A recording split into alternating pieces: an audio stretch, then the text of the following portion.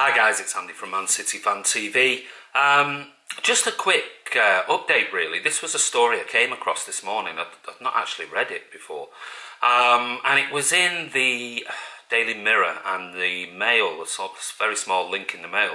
And it goes back a few days ago. And what got me thinking about this video was the fact of one of the questions on the Q&A was about whether we believed our academy was actually working or not. And I said at the time, I think we need to understand what the model is and whether the model that City's current model is working rather than is the academy working. Because like I said in the video, in the Q&A, I think it's changed over the last couple of years, and we've gone down a very similar route to Chelsea, where we've tried to recruit the best players, young players in world football, and then either keep them at the academy and introduce them to the under-18s or EDS teams, or they've sent them on loan to have a look at them play real-time football, and then see whether it's worth bringing them back or keeping them there on loan, give them another year, or then sell them. And it was interesting, just came across this article, so I'm just going to read a couple of points that are in there. The headline was how much Big Six clubs have earned by selling academy players who haven't played for the first team. And incidentally, Manchester City topped that list by some significant distance. It shows over the past 4 seasons, figures show that English top flight's Big Six clubs have made £114 million from selling academy players with 10 or fewer first team appearances to their name. Now, this, they claim, was a mirror investigation into player transfers in the modern games and modern academies, which they basically are trying to, they use the term operating as a cash factory. I just think, at the end of the day, it's a bit ridiculous, but at the end of the day, the sentiment is right, just the actual name I think is a bit over the top. It says, over the past 4 seasons, Arsenal, Chelsea, Liverpool, Man City, Man United and Tottenham have brought in a transfer fee for 42 academy players with little to no senior experience. It then goes on to say those fees came to a total of £113.7 million. More than half of that total, £65 million, came from 22 players who'd never played for the selling club's first team. Amongst those 22 players is former Manchester City player Jadon Sancho. Obviously, he's in the news at the moment. The 8-year-old winger's been treating City fans to a bit of let's have a look at what you could have won this season. I'm not sure that's true. It says that he's been in good form for Dortmund, which he has done, and he's made his England debut in Croatia, or against Croatia. As we know, the transfer of Jadon Sancho was around the £8 million mark, and it says that we, as City, seem to have a knack of getting large fees for academy players. Now, it says that we've brought in an estimated £71 million of that 113.7 for players who've made 10 or fewer senior appearances in the last 4 seasons. 45 million of which was for players who hadn't made any appearances whatsoever.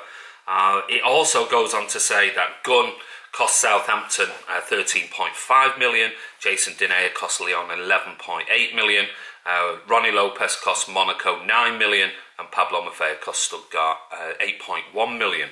It says that these fees include performance-related bonuses, so it's possible that City won't see all of the £71 million.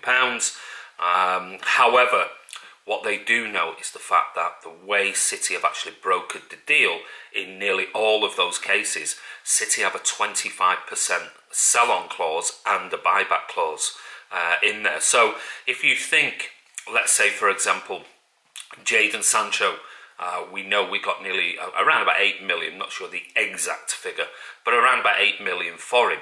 Well, if he continues his development at Dortmund and goes on to make England appearances, and then in 2 years' time, the likes of a Barcelona, Real Madrid, Bayern Munich, or someone, somebody like that comes in, PSG, and says, we'll have him for 80 to 100 million pounds. Well, 25% of that is a lot of money for somebody who's not even been playing, is not even on the wage list, etc.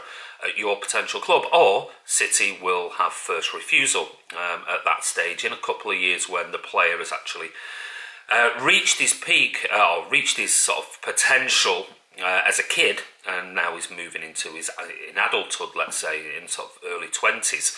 So it looks like that is the model. It says 10 or fewer first team appearances. Arsenal in the last 4 years have sold £11.6 million worth of those players. Chelsea 6.5, Liverpool 3.3, Manchester United 9.7, Tottenham 11.7, and Manchester City 70.6.